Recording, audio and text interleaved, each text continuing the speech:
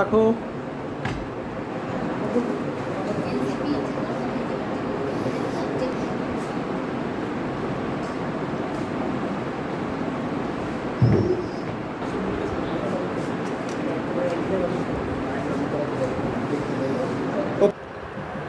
আসসালামু আলাইকুম, আমি মেহজাবিন ইসলাম মাইশা, যুগ্ম আহ্বায়ক, ঝালকাঠি বৈষম্য বিরোধী ছাত্র আন্দোলন।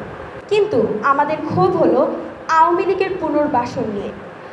এই ঝালকাঠি জেলায় এর পাশাপাশি বাংলাদেশে যদি কেউ বা কোনো রাজনৈতিক দল আওয়ামী লীগকে পুনর্বাসন করে, তাহলে আমরা প্রতিবার এভাবেই রুখে দাঁড়াবো। আমি মোহাম্মদ রায়িন বিন কামাল, সদস্য সচিব, বৈষম্য বিরোধী ছাত্র আন্দোলন ঝালকাঠি। আজকে 13ই জুলাই আমাদের গণ-অভ্যুত্থানে নেতৃত্বদানকারী যে আমাদের বড় ভাইয়েরা, তাদের আগমন হয়েছিল আমাদের ঝালকাঠিতে। আমরা সেই আগমনের প্রেক্ষিতে আমরা সকলে ফায়ার সার্ভিসে যাওয়ার পরে আমরা আমাদের কিছু নৈতিক প্রশ্ন, এই জিনিসটা অনেকে আজকে হয়তো অনেক মিডিয়া বলবে যে এটা একটা দ্বন্দ্ব আছে। না, এটা দ্বন্দ্ব নয়। এই দ্বন্দ্বটা শুরুটা আমি আজকে ক্লিয়ার করতে চাই। 3রা জুন ঝালকাঠি সমন্বয়কারী একটা কমিটি দেয় এনসিপি। তার পরবর্তী 2 দিনে ঝালকাঠির যে 4টি উপজেলা রয়েছে, উপজেলার কমিটিও দেখা যায়। তারা কমিটি মানে তাদের অফিসিয়াল যে ফেসবুক পেজ, সেইখান থেকে তারা দেয়। কমিটিটা দেখার পরে আমরা সর্বপ্রথম দেখতে পাই এখানে কিছু আওয়ামী লীগের লোকজন আছে, যারা বিগত দিনে আওয়ামী লীগের সাথে রাজনীতি করেছে।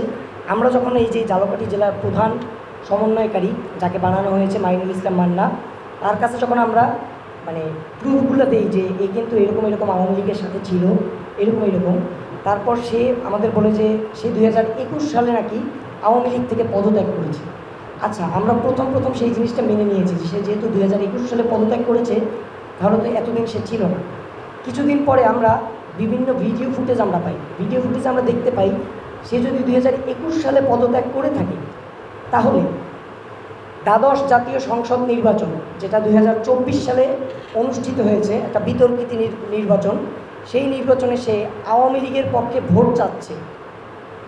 সেই সবগুলোর ভিডিও, ছবি আমাদের কাছে আসার পরে এইগুলো আমরা যখন আমাদের ঝালকাঠির এনসিপির যে প্রধান সমন্বয়কারী মাইনুল ইসলাম মান্নার কাছে দিই, সে তখন বলে যে আচ্ছা ঠিক আছে, আমি এগুলা কেন্দ্রে পাঠিয়ে দিচ্ছি। 2-3 দিন পরে আমরা যখন জিজ্ঞাসা করি, তখন সে বলে যে কেন্দ্র তো কোনো রেসপন্স করতেছে না, আর কেন্দ্র থেকে বলা হচ্ছে যে পরিচ্ছন্ন যারা আওয়ামী লীগ তাদেরকে সামনে আনার জন্য। আচ্ছা, রিফাইন্ড আওয়ামী লীগ, ভাই রিফাইন্ড আওয়ামী লীগ বলতে আমরা কিছু বুঝি না।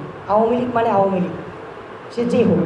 আর আমাদের কাছে যেহেতু প্রমাণ আছে, সেই প্রমাণের দায়ে মানে প্রমাণের প্রেক্ষিতে কেন এখন পর্যন্ত কোনো ব্যবস্থা গ্রহণ করা হলো না, এই ছিল আমাদের প্রথম প্রশ্ন। দ্বিতীয় প্রশ্ন, আসলেই কি কেন্দ্রীয় কমিটি থেকে এইরকম কোনো কথা বলা হয়েছে যে পরিচ্ছন্ন আওয়ামী লীগ অথবা রিফাইন্ড আওয়ামী লীগকে এনসিপির কমিটিতে আনা হবে?